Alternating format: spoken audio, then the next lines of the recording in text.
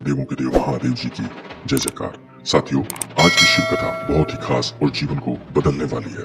अतः आज की कथा को दिल, ध्यान और मन लगाकर देखें अथवा श्रवण करें। एक बार की बात है कि माता पार्वती जी ने भगवान शिव से 3 प्रश्न पूछे।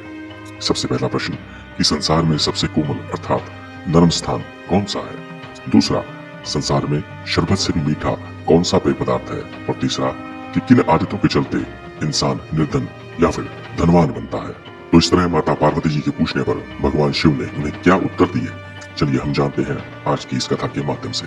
भक्तों, अगर आप इस वीडियो को प्रेम और श्रद्धा भाव से देखेंगे तो फिर जीवन में आपको अपार सुख, शांति और तरक्की का मिलना तय है, क्योंकि भगवान भोलेनाथ स्वयं अथवा किसी न किसी माध्यम से अपने सच्चे भक्तों की सहायता अवश्य करते हैं।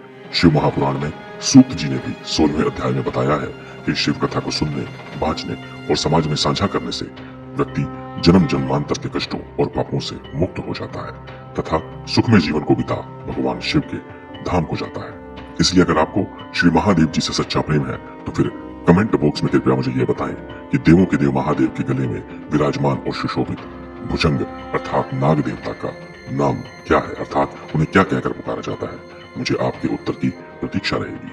तो चलिए फिर कथा का शुभारंभ करते हैं। एक बार माता पार्वती और महादेव मृत्यु लोक पर भ्रमण को आए।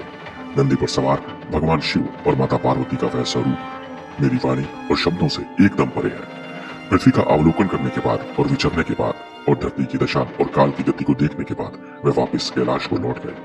कैलाश पर पहुंचने पर माता पार्वती ने महादेव से कहा कि प्राणनाथ, मेरे हृदय में 3 प्रश्न उत्पन्न हुए हैं, कृपया उनका निवारण करें। जिस पर भगवान भोलेनाथ ने कहा कि हे प्रिय पार्वती, पूछिए वह ऐसे कौन से 3 प्रश्न हैं जो आपको व्याकुल किए जा रहे हैं।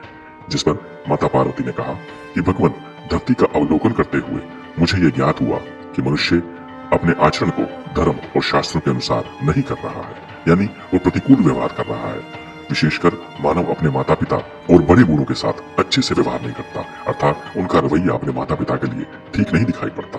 कुछ लोग तो ऐसे हैं जो अपनी माता पिता की जैसे तैसे सेवा करने में व्यस्त हैं, और बहुत तो ऐसे हैं जो उनको बहुत दुखी कर रहे हैं, और कुछ तो ऐसे भी हैं जो उनकी सेवा करना तो दूर, उन्हें यथोचित सम्मान तक नहीं देते।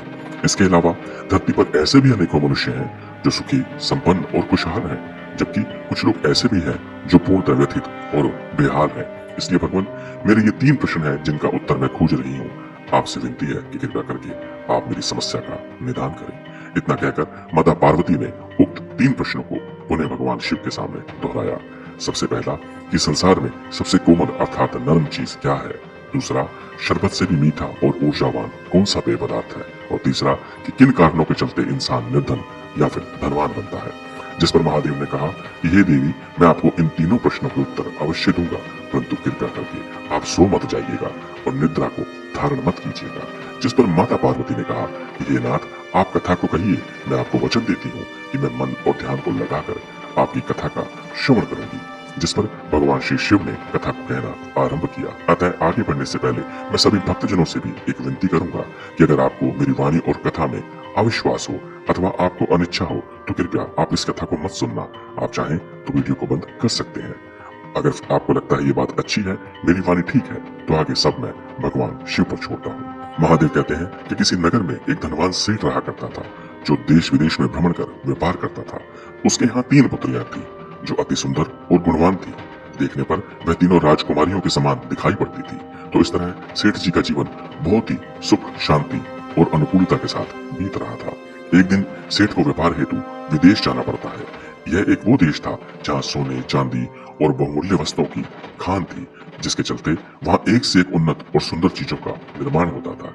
अतः उसने सोचा कि जब इतनी अच्छी जगह जा ही रहा हूँ तो पता नहीं दोबारा उस देश में मेरा कब जाना हो, तो क्यों ना उक्त देश से वापसी में लौटते वक्त मैं अपनी पुत्रियों के लिए कुछ ऐसे उपहार लेकर आऊं जिन्हें वह जीवन पर्यंत याद रखें। ऐसा सोच सेठ ने सेठानी से मंत्रणा की और कहा कि मैं विदेश जा रहा हूँ और चाहता हूँ कि अपनी पुत्रियों के लिए कोई बहुत सुंदर सा उपहार लेकर आऊं। जिस पर सेठानी ने कहा कि सेठ जी, अब हमारी पुत्रियां बड़ी हो चुकी हैं, उनकी सोच, विचार और इच्छाएं बदलने लगी हैं, तो कितना अच्छा हो कि अगर आप स्वयं बेटियों से जाकर ये पूछें कि उन्हें किस चीज की आवश्यकता है तथा उनकी इच्छा अनुसार ही उन्हें उपहार ला कर दें। जिस पर सेठ ने बड़ी बेटी को बुला भेजा और उसके आने पर उससे एक प्रश्न किया कि हे पुत्री, आप मुझसे कितना प्रेम करती हो।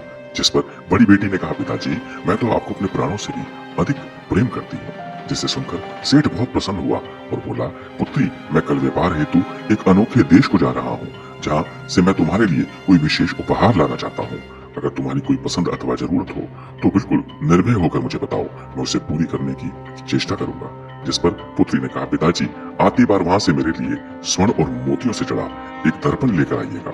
जिस पर सेठ ने पुत्री को उपहार लाने का वचन दिया और कहा कि कृपया आप मंजली बेटी को मेरे पास भेज दें। मंजली पुत्री से भी सेठ ने वही प्रश्न किया कि बेटी आप मुझसे कितना प्रेम करती हो। जिस पर मंजली बेटी ने कहा, मैं आपको दुनिया में भगवान से भी अधिक प्रेम करती हूँ।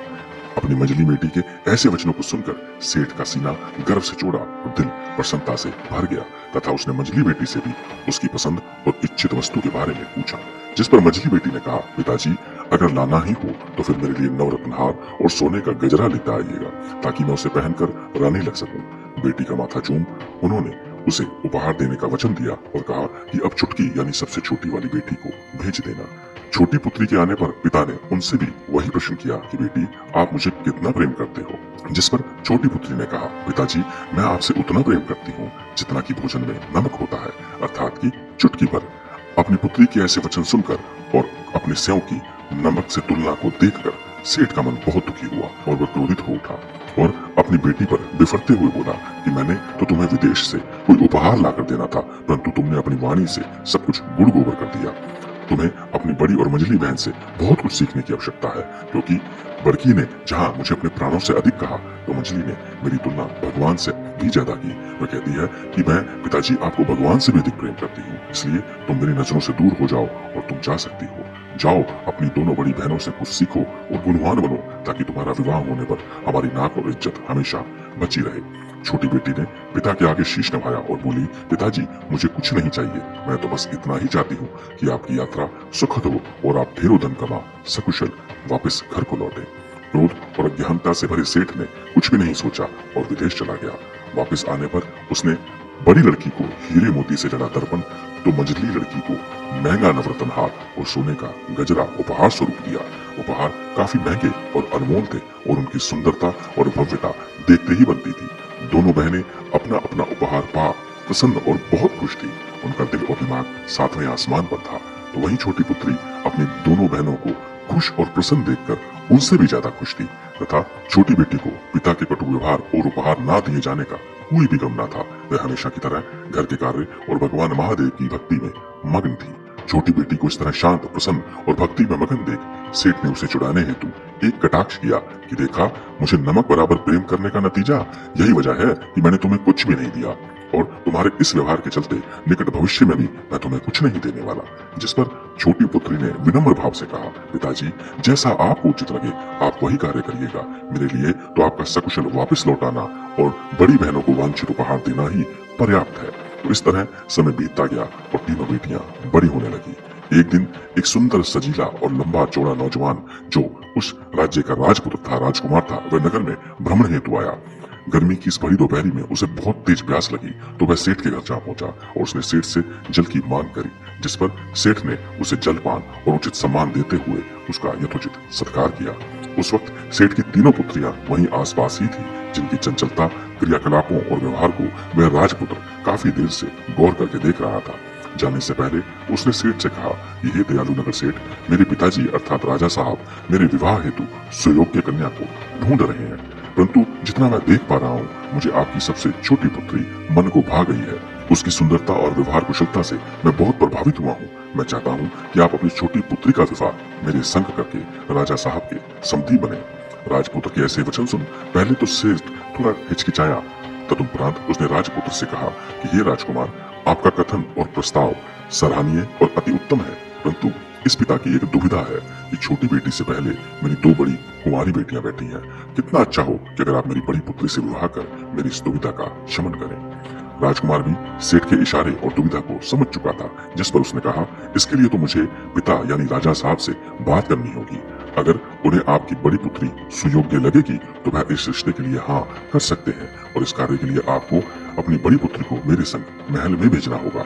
अगर बात बनती है तो फिर मुझे कोई आपत्ति नहीं है, और नहीं तो मैं सकुशल आपकी पुत्री को स्वयं आकर वापस आपके पास छोड़ जाऊंगा, ऐसा मेरा वादा है। जिस पर सेठ और सेठानी ने मंत्रणा कर राजकुमार से एक ही बात कही कि हे भावी नरेश, हमें आप पर पूर्ण भरोसा है, अतः आप चाहें तो मेरी बड़ी पुत्री को राजमहल ले जाकर महाराज से मिलवा लाएं और यथोचित निर्णय लें। राजकुमार सेठ की बड़ी पुत्री संग वहां से विदा हुआ और सीधा महल जहां पहुंचा। वहां उसने बड़ी पुत्री को एक बहुत ही सुकोमल, आरामदायक, मुलायम और नरम बिस्तर पर बिठाया। उसके बाद दासियों ने उसकी खूब सेवा और आवभगत की तथा कुछ विशेष फलों और मेवों से बना मीठा और स्वादिष्ट शरबत पीने को दिया। सेवा सत्कार के बाद राजकुमार भी वहां आ पहुंचा। उसने बड़ी बेटी से 2 प्रश्न किए। पहला कि हे सेठ पुत्री, क्या आज से पहले आपने कभी इतने सुकोमल, आरामदायक, मुलायम और नरम बिस्तर पर शयन किया है अथवा आप उस पर बैठी हो? दूसरा, क्या आज से पहले आपने कभी इतना मीठा, स्वादिष्ट और ऊर्जादायक शरबत पिया है? कुछ देर सोचने के बाद बड़ी बेटी ने दोनों प्रश्नों का उत्तर ना में दिया और राजकुमार से कहा कि नहीं, मैंने अपने संपूर्ण जीवन में ना तो ऐसा सुकोमल, आरामदायक, मुलायम और नरम बिस्तर देखा है और ना ही कभी उस पर शयन किया है अथवा मैं उस पर बैठी हूँ, और ना ही मैंने आज तक कभी ऐसा मीठा और सुगंधित शरबत अपने जीवन में पिया है। जिसे सुनकर राजकुमार ने उससे कहा कि हे देवी, आप परीक्षा में विफल हुई, अतः अब आप हमारी पत्नी और इस राज्य की वधू नहीं बन सकती। तो अब वादे के अनुसार मैं आपको आपके पिता के यहाँ छोड़ कर आता हूँ। सेठ के घर पहुंच राजकुमार ने बाइज्जत सेठ की पुत्री को सेठ जी को वापस सौंप दिया, जिस पर सेठ ने मंजली पुत्री को ले जाकर राजा साहब को मिलवाने का प्रस्ताव रखा। सेठ के अनुग्रह पर राजकुमार मंजली लड़की को भी ले महल में पहुंचा तथा उसके साथ भी वही सब कुछ दोहराया जैसा उसने बड़ी बेटी के साथ किया था, जिस पर मंजली का उत्तर भी वही था कि ना तो कभी उसने इतने नरम बिस्तर का कभी कोई अनुभव किया है और ना ही उसने कभी ऐसा मीठा और लाजवाब शरबत पिया है। तब राजकुमार ने उससे भी यही कहा कि हे देवी, आप भी इस परीक्षा में विफल हुई, अब आप हमारी पत्नी और इस नगर की, इस राज्य की वधू नहीं बन सकती। तो चलिए, वादे के अनुसार मुझे आपको आपके पिता के पास छोड़ना होगा। सेठ के घर पहुंच राजकुमार ने मंजली पुत्री को बाइज्जत सेठ जी को लौटा दिया और कहा कि हे सेठ जी, चूंकि आपकी दोनों पुत्रियां राजा साहब की परीक्षा में विफल रही हैं, तो क्या अब मुझे आपकी छोटी पुत्री को राजमहल ले जाने की आज्ञा है, क्योंकि अब नियमानुसार इन्हें भी उसी परीक्षा को देना होगा जो आपकी दोनों पुत्रियों ने दी है। सेठ ने लगभग नाक मुंह सिकोड़ते हुए अनमने मन से अपनी छोटी पुत्री को राजकुमार के साथ भेज दिया ताकि उसे भी योग्य एवं अयोग्य घोषित किया जा सके। छोटी पुत्री ने शीश नभा मंदिर में श्री महादेव जी को प्रणाम किया तथा अपने माता पिता का आशीर्वाद और आज्ञा लेकर राजपुत्र के साथ महल को चल पड़ी। महल पहुंचकर राजकुमार ने विधि अनुसार छोटी पुत्री को भी सुकोमल, आरामदायक, मुलायम और नरम बिस्तर पर बिठाया और दासियों ने उसे सुगंधित, अत्यंत मीठा, रस से भरपूर ऊर्जादायक शरबत पेश किया। जैसे ही राजकुमारी ने शरबत पिया, राजकुमार भी उसके पास आ पहुंचा और छोटी पुत्री से उसने अपना पहला प्रश्न किया कि हे सेठ पुत्री, क्या आज से पहले कभी आपने इतने सुकोमल, आरामदायक, मुलायम और नरम बिस्तर का अनुभव किया है अथवा आपने उस पर शयन किया है? जिस पर छोटी बेटी ने तुरंत ही हाँ में सिर हिला दिया, जिसे देख राजकुमार अचंभित और दूर खड़े राजा साहब सकते में थे कि ऐसा कैसे संभव हो सकता है। इसके बाद राजकुमार ने अपना दूसरा प्रश्न किया कि क्या आपने आज से पहले कभी इतना सुगंधित, मीठा और ऊर्जादायक शरबत अथवा कोई पेय पदार्थ पिया है? जिस पर छोटी पुत्री ने बड़ी दृढ़ता और विश्वास से कहा, महाराज, एक बार नहीं, बारंबार और प्रतिदिन पिया है। जिसे सुनकर राजकुमार और राजा साहब दोनों हैरत में थे। अतः उन्होंने कहा कि हे सेठ पुत्री, कृपया विस्तार पूर्वक बताएं कि आपने उक्त अनुभव कहाँ और कैसे प्राप्त किए? जिस पर छोटी बेटी ने कहा कि इस बिस्तर से कहीं नरम, मुलायम और सुरक्षित मेरी माता जी की गोद है, जिसमें मैंने बाल्यकाल से ही शयन और क्रीड़ा की है। क्रीड़ा अर्थात खेलना, जैसा कि भक्तों आपने और मैंने और सभी ने अपने माता पिता की गोदी में ढेरों मस्करियां की होंगी, क्योंकि माँ की ही ऐसी गोद है जो संसार में सबसे मुलायम और मजबूत होती है। वह 1000 गुना नरम, सुकोमल और अपने बच्चों को विभिन्न तरह के खतरों से सुरक्षित रखती है। छोटी बेटी का उत्तर सुन राजा साहब और राजकुमार के मुख पर प्रसन्नता के भाव थे। तदुपरांत राजकुमार ने कहा, इससे मीठा और ऊर्जादायक शरबत आपने कहाँ पिया है? जिस पर छोटी बेटी ने कहा, वो शरबत है मेरे शरीर में लहू बनकर दौड़ता मेरी माता जी का दूध, जिसे हमने बचपन में बहुत पिया है, क्योंकि माँ का दूध वो अमृत है जो नवजात शिशु के शरीर और बुद्धि को लाख गुना पोषित और परिष्कृत करता है। माँ के दूध की पौष्टिकता और मिठास पृथ्वी के किसी भी शरबत से अरबों करोड़ों गुना अधिक महत्वपूर्ण और लाभकारी है।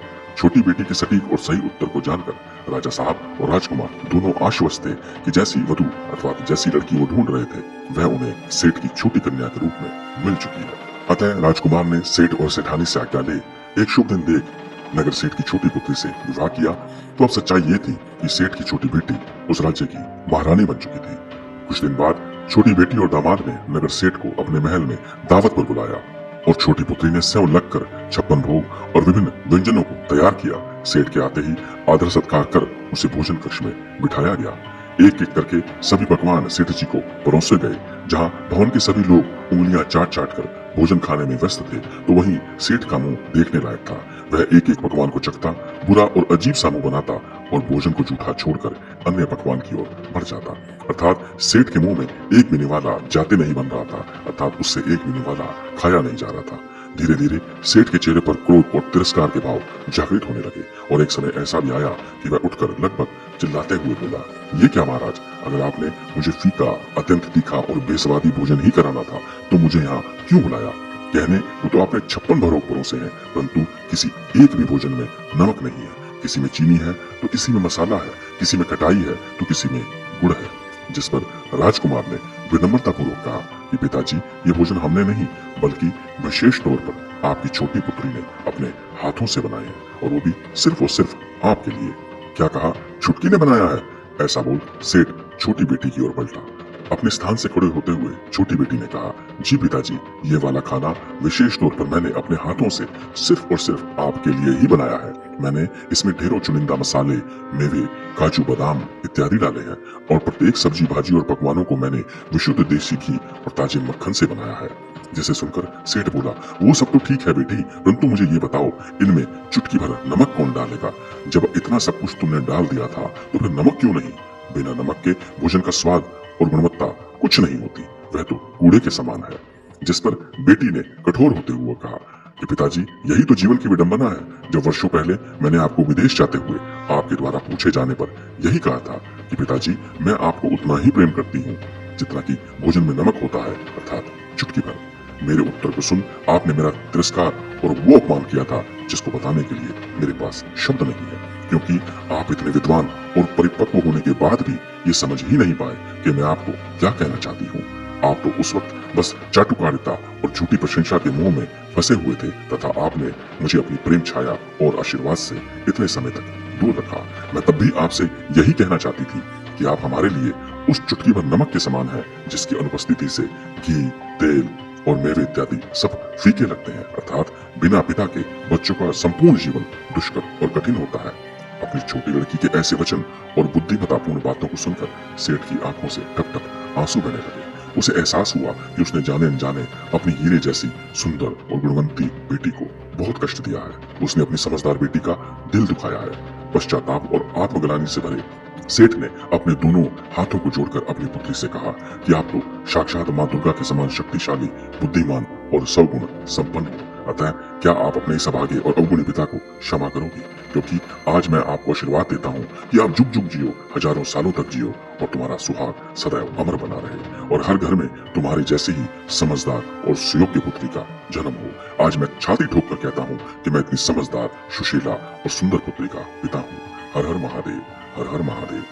भगवान शिव की ऐसी ज्ञानवर्धक और मार्मिक कथा को सुनकर माता पार्वती की आंखों में भी खुशी और भावुकता के अश्रु छलक पड़े थे। उन्होंने कहा, हे प्राणनाथ, हे महादेव, आपकी कथा बहुत ही सुंदर और जीवन को बदलने वाली है, परंतु आपने मेरे दो प्रश्नों क्रमशः नरम बिस्तर और मीठे शरबत का उत्तर तो दे दिया, परंतु मेरा तीसरा प्रश्न अभी भी अधूरा है। जिस पर भगवान शिव ने हंसते हुए कहा कि हे देवी, हे पार्वती, धैर्य को धारण करें, आतुर ना हो, कृपया कथा को अंत तक सुने। कथा अभी बाकी है, क्योंकि जिस तरह आपको अपने दो प्रश्नों के उत्तर मिले हैं, ठीक उसी तरह आपको अपने अंतिम और तीसरे प्रश्न का उत्तर भी मिलने ही वाला है। ऐसा क्या भगवान महादेव भोलेनाथ ने आगे कहना आरंभ किया। आगे भगवान शंकर श्री भोलेनाथ बताते हैं कि हे पार्वती, सेठ की पहली दो पुत्रियों ने जैसी नियत और मंशा रखी, जीवन में उसी के अनुरूप उन्हें धन और उपहार तथा अन्य लाभ की प्राप्ति हुई। जैसे बड़ी बेटी को हीरे और रत्नों से जड़ा हुआ दर्पण मिला, तो मंझली बेटी को नवरत्नहार और सोने का गजरा। चूंकि उन दोनों का प्रेम दिखावे और अज्ञानता से परिपूर्ण था, यही कारण था कि वह अपनी माता की कोमल गोद और जीवनदायी दूध के कर्ज को भूल गई। उनकी नास्तिकता और महादेव में अरुचि के चलते वह शिक्षा पाकर भी जीवन भर अशिक्षित ही रही। यही कारण था कि राजकुमार द्वारा किए गए प्रश्नों को वह समझ नहीं पाई, अर्थात वह प्रश्न की गहराई को नाप ना सकी। जबकि उसके ठीक विपरीत छोटी बेटी ने सादगी और भक्ति के साथ जीवन के सत्य मार्ग को चुना। यही वजह थी कि वह राज्य की महारानी और राजकुमार की पत्नी बनी। तो हे देवी पार्वती, जो मनुष्य अपने माता पिता का सच्चा आदर और सत्कार करता है, उनकी सेवा और आज्ञा का पालन करता है, वह जीवन में कभी भी निराश और हताश नहीं होता। ऐसे बच्चों के समस्त कार्य देव कृपा से स्वयं पूर्ण होते हैं। वह जिस काम में भी हाथ डालते हैं वह चमककर सोने में बदल जाता है।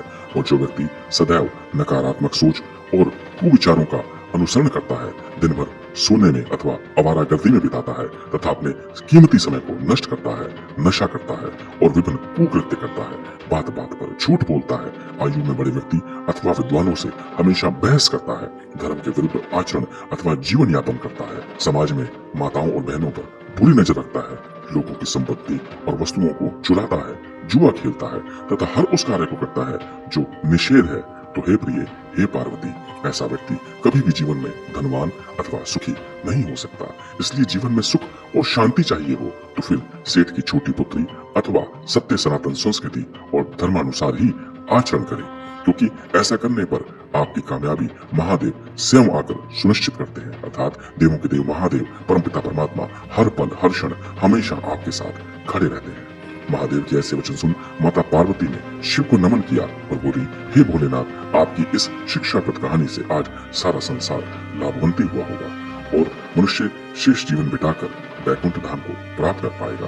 तो भक्तों, अगर आपको भी आज का यह वीडियो और भगवान शंकर की यह कथा मन को भाई हो तो कृपया चैनल को सब्सक्राइब और नोटिफिकेशन बेल को ऑन अवश्य करें, ताकि आपको इसी तरह की शिक्षाप्रद और मोहक कहानियां, कथा और बातें चैनल के द्वारा प्राप्त होती रहें। और वीडियो को लाइक, कमेंट और शेयर भी अवश्य करें। वादा है मेरा, जितना आप धर्म और भगवान महादेव के कार्य और उनके भक्तों को सहयोग करेंगे, मैं आपसे गारंटी से कह सकता हूँ कि आपका जीवन उतना ही सफल, सुरक्षित और मजबूत बनेगा।